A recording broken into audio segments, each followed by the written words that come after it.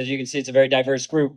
So I hope after the discussion, we'll have opportunities to network and share information and hopefully have more practical collaboration.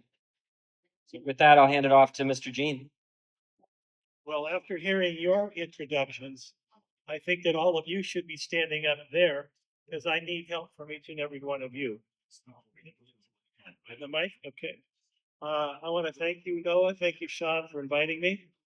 And it is a blessing for me to be in a group of like-minded individuals where the central core of what we do is real estate, whether it's investing, whether it's housing, whether it's lending. We all have the. Is that working? Oh,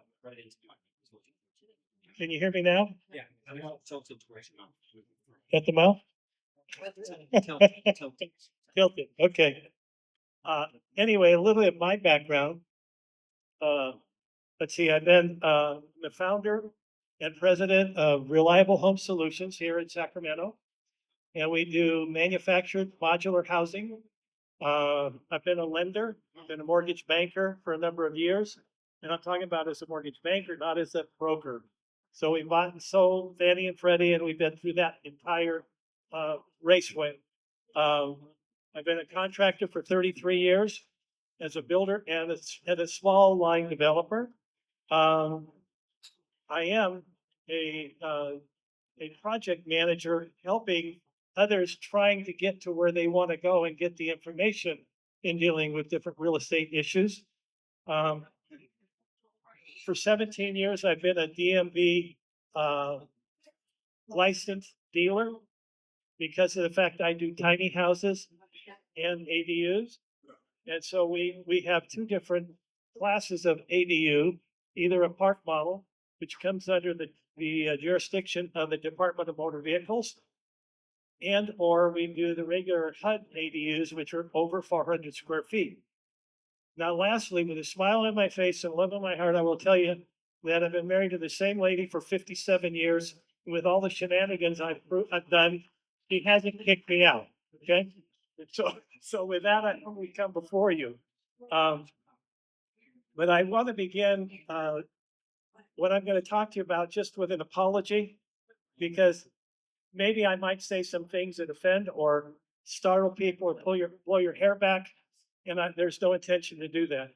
The reason I'm here is that we're in a real, and I don't need to tell anybody that we're in a real disastrous market, with rates being what they are, with housing inflation taking place what it is.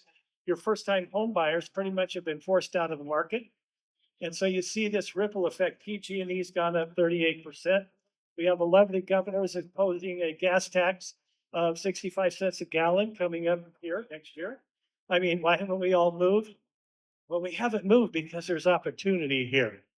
And so what I'm here to share with you is that, and encourage you that this is a time for change. And so we can't be stagnant how we've done business in the past, because I've seen the bombing of the real estate market in 1981, where rates went up to 21%. Try doing an FHA loan at 21%. They don't work. Okay.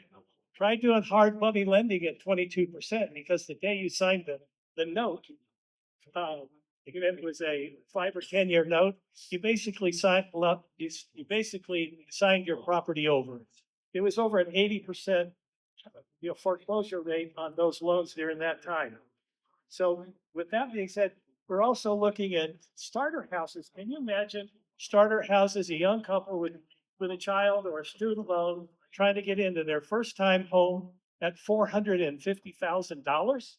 And then I think at $450,000, those of you that have been in the market, please help me with the taxes, about 10 grand a year. Now, if you're in a rural area up in the mountains and you get this home, lucky enough, gosh, then your homeowner's insurance say, well, guess what? Your policy is going to be $8,000 to $10,000 a year. Or those of us living in the flatland, they say, well, guess what? We're canceling your policy because you have a flat roof or you have a tree within 6 feet of the eaves of your property. So, and I could go on and on about that, but what I'm here, as I began, I'm here to encourage you that we need to make some changes. Okay. Now, and I had to change because I rode the. Am I missing it again? I'm trying. Okay, sorry. I haven't done this many times, so I apologize. So anyway, I rode the market when I had my mortgage company. And in '81, when I opened, the rate was about 6 or 7%. And then by March, that was in December when I got here, back to Sacramento. And by March 1st, the rate went up to 21%. That was a wonderful surprise for opening a new business. Okay. But we weathered it. And then we've gone through 208, the change in 208 when everything crashed. And then 85% of the people, whatever business that serviced what we do, left the state, retired, left the industry. And there's only a few of the old timers that have survived those days because you had to be resourceful. So you may ask, in this market, what have I done at Reliable Home Solutions? Well, when I started here in Sacramento, I started buying up properties in Oak Park, but my vision was I didn't go there for regentrification. I went there because I had a mission and I never thought I'd be selling what I sold or what I was doing. But I was a chaplain at the UCB Med Center for 14 years, and I had a mission to do housing for the elderly. I went into the Black community buying up crack houses and shooting galleries and every other imaginable thing that you can be done under a roof. We took down 17 of them. And so when we brought in Grandma Pearl, Grandma Naomi, Grandma Ruby, once we did that, if you were white in Oak Park in the 80s after dark and you didn't belong there, you didn't belong there. Well, guess what? I have never been so loved and embraced by a community as I have been in Oak Park during those times. It was phenomenal. And it still brings a smile to my face and love in my heart. Today, what we're doing is that we are doing manufactured housing is the platform for us. I, excuse me, I, the next time, if I'm ever invited again, we're going to have one of these things that hold the mic here for you. What I've done is we've done manufactured housing as an answer because for the builders and developers, it's a lot more effective, it's quicker, and there's a lot of money that is to be made and saved by the consumer if they do it. We looked at park models, the tiny homes. When the tiny homes came out, we sat with Senator Wachowski's for Senate Bill 1069, and to introduce ADUs as a law to the state of California. And we were part of that group. Well, today cities and counties are still fighting us about ADUs but that's another rabbit hole. What we've done is that we've placed during COVID, because the market changed, remember, nobody could leave your house, you couldn't go to church, you couldn't do this. Well, we put 70 houses in backyards to rescue mom or dad out of an assisted living facility so that they weren't, and the mortality rate was incredibly high.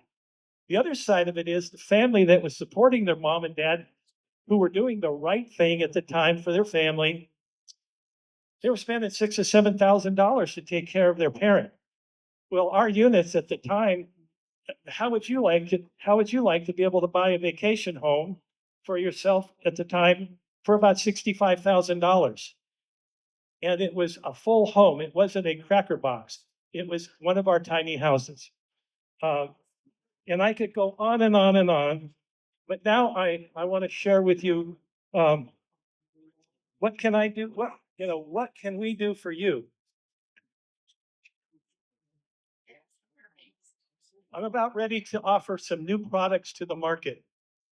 For the last 20 years, HUD has closed down the opportunity to be able to do factory built duplexes.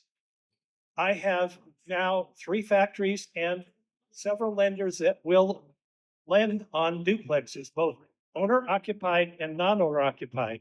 And I see that as an opportunity for first-time home buyers because as a first-time home buyer, they can live in one side and then rent out the second side to help themselves with their payment. Okay? That also works for investors because of the fact that now they've got 2 units. I can put a duplex on a piece of property all in. I'm talking with permits, et cetera. The only thing I can't answer today, so forgive me, is the utility cost, because each home, as any of you are that are developers, know that the utility cost is, every one of them is a one-off. Okay? But I can put a duplex in for about $475,000. Now, duplex is a little bit cheaper than what a regular house is selling for today. Okay? And so that's there. Also, what I'm looking at introducing is, one of you were talking about putting together a 4 or 5 bedroom house so that you could do care houses. Well, what none of us have realized is that I always look at the demographic of who's going to use the home and how's the home going to help them. And that's most important. So we have the demographics of doing housing for the elderly. We all have looked at dementia. We've all looked at Alzheimer's. And I said, wow, that's incredible. But you guess what? Several years ago, I was invited to a symposium in San Jose where 450 families showed up because they were in their 50s and they had a son or a daughter who suffered from either cerebral palsy, Down syndrome, or autism. And they were all worried sick because of the fact, what's going to happen to my child? So from there, the idea was born to develop from a manufactured factory built base, which nobody's done before, a care home concept. And I have that today. And so what's happening is that a lot of people now are going out and getting the new licensing to be able to do dementia, to be able to do care for anybody that's under their roof. And what I see, and I'm really bothered by the fact that, yes, we have people that want to do the elderly. Yes, we want to do dementia. Yes, we want to do Alzheimer's. And people have talked openly about doing recovery homes for alcohol or drugs. But one of the things that really touches my heart is that, my gosh, there are so many young people who are being emancipated from the foster care system and they have no community. And so incredibly large percentage of them are turning to drugs and to alcohol. And so it's almost like they have lost lives. And so I personally am looking at doing housing with my home care facility for the emancipated foster children. Now, what about you? Okay. Why am I here talking to all of you? Because I said we have to change. And those of you, can I see a hands of who has a real estate license? Can I see a hand of who's active in sale of real estate? Okay. I'm telling you, you're going through a time right now that we haven't seen since 208, and it's terrible. And I don't have to harp on that. But the thing of it is that you have to go along with the market and the demographics of the usage, which is changing.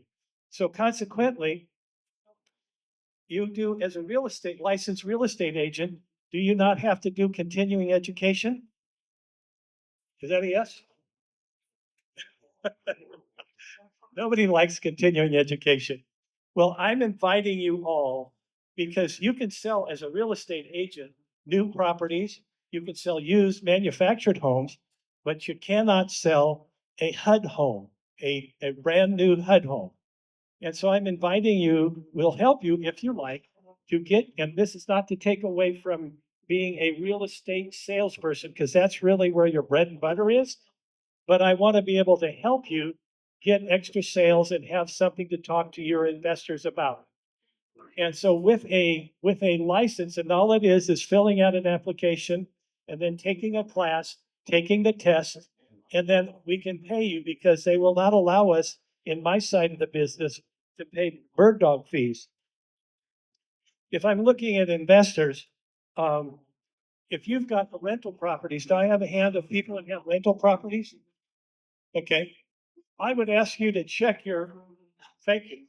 I would ask you to check your homes because I can give you a gift tonight before we leave, if you like, to go to our website and put your address in to start your project, to be able to see if you can put an ADU on your property and if it will fit within all the easement restrictions.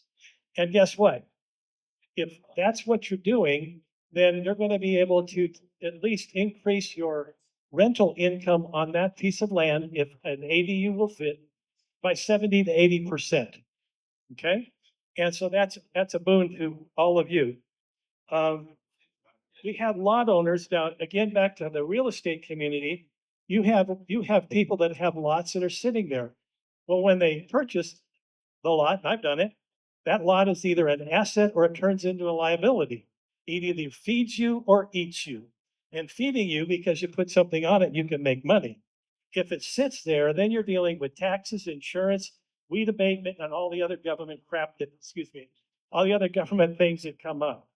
So consequently, if you have them, if you have something to talk about, putting either a big house, because I also do houses up to 2,500 square feet that are built in the factory, or if they wanted to put a couple ADUs, they can do the same thing. And do I have any builder and developers in here? Okay.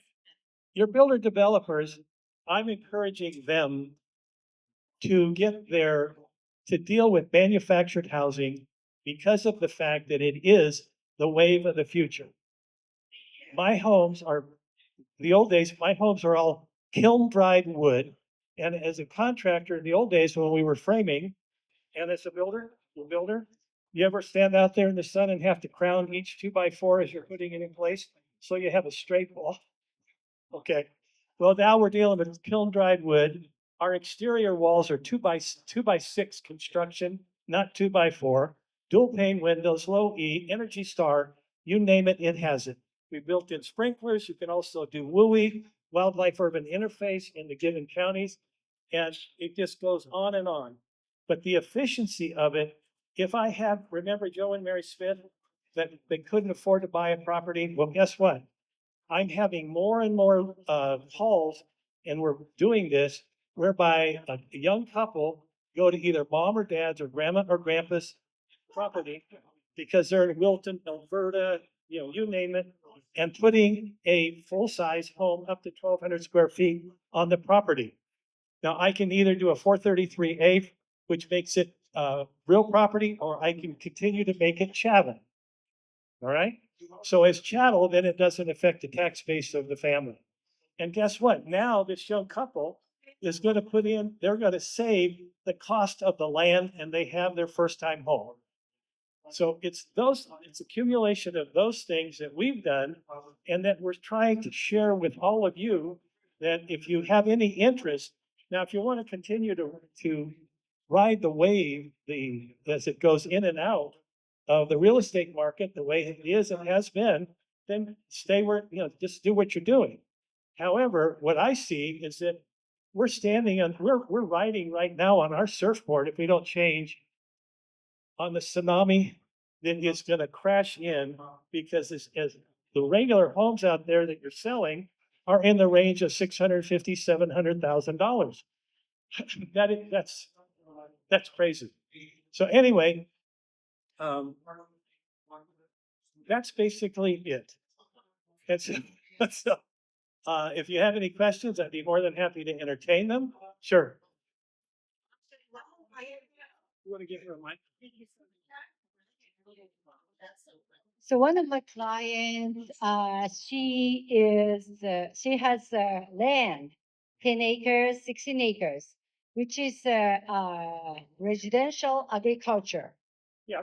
Does it allow having a ADU on the land and renting a property for something like a? The ADU laws are still being interpreted. Uh-huh. It depends on, it really is driven by the given county that you're working with. And they're making up their own codes and statutes to deal with it. However, if it's multifamily, you can do up to whatever X number of units that they're gonna allow you to do. Mhm. But now on ADUs, if you put a door in, there's gonna be an ADU and a junior ADU. But then it goes, and then you start getting, well, how many total? And we'd have to sit down and look at where it's at and who you are and what you're doing, okay? So I just wondered, like agriculture, residential area can have an ADU on it or Yes, not? you can. They cannot prohibit that. Okay, Period. gotcha. Thank you. Anybody else? I had a question about manufactured homes. Can you get them insured as normal single family homes? Yes. Okay, because my mom ran into an issue where she bought a property up in Placerville area, and it was, to be fair, decades old, 40-year-old manufactured home. How old was it? It has a foundation and I everything. know, but how old was the house? About 40 years old, I would Okay. say. Forgive me on that.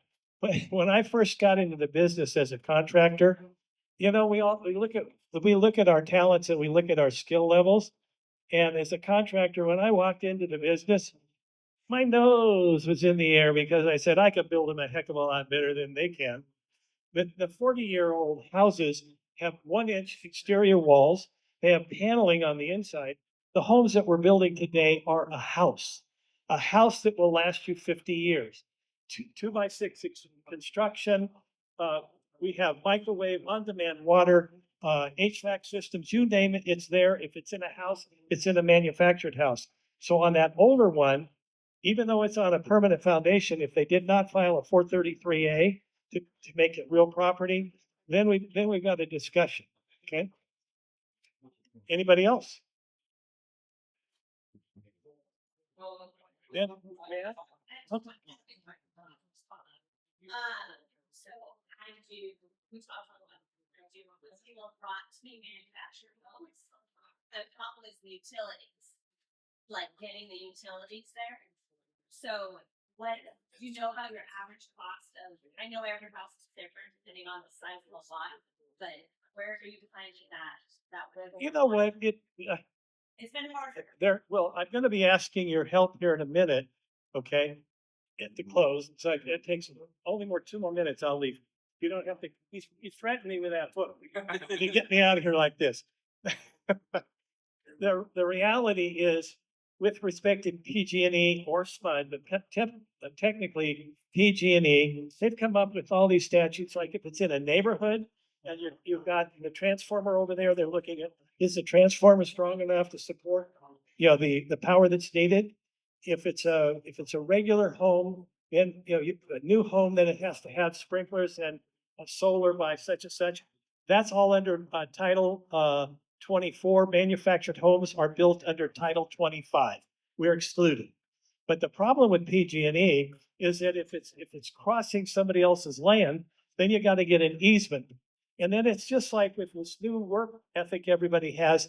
It sits on that desk, they look at it in the office, then on that desk, they look at it, and on that desk, they look at it. Then finally, 2 or 3 months later, you get an answer, okay? When you could have got it in, like, do we or do we not do it? Anybody else? Then this is what I would ask from you, is that I attended in Richards Boulevard. Sacramento was having a new small developer conference this week, and I attended it. And I was in a room about, well, from that wall over to the second row of barrels. And then there was a desk over here for permits, a desk over here for planning, a desk over here for design review, a desk over here for the fire department, a desk over here, a desk over there, a desk over here, a desk over there. No wonder it's taking 6 months to 8 months to get a building permit from Sacramento City or Sacramento County. If there is constipation in things that are creating us from developing homes, either stick built or manufactured, it is in the building department, and it needs you being the Metamucil that gets them to move. And so I beg you, I encourage you to please contact, whether you're in the city or the county. If you're in the city, you contact your council person, and if you're in the county, you contact your supervisor. And you talk to them about exclusionary codes from tiny houses, and then you talk to them about what are you going to do to expedite the building process? Because the reality is, with respect to the building process on an ADU, the government says that permit has to be let in 60 days. Can you imagine that? However, what each individual building department is doing is they have to have a completed package. The reality is you never know what is in the completed package. Okay. So if you would help me and just start making phone calls and making contacts or making appointments, it would truly, truly be a help to all of you sitting in this room and all of our brothers and sisters that are out there doing the same thing. So God bless you. I thank you for having me, and hopefully I haven't upset anybody. God bless.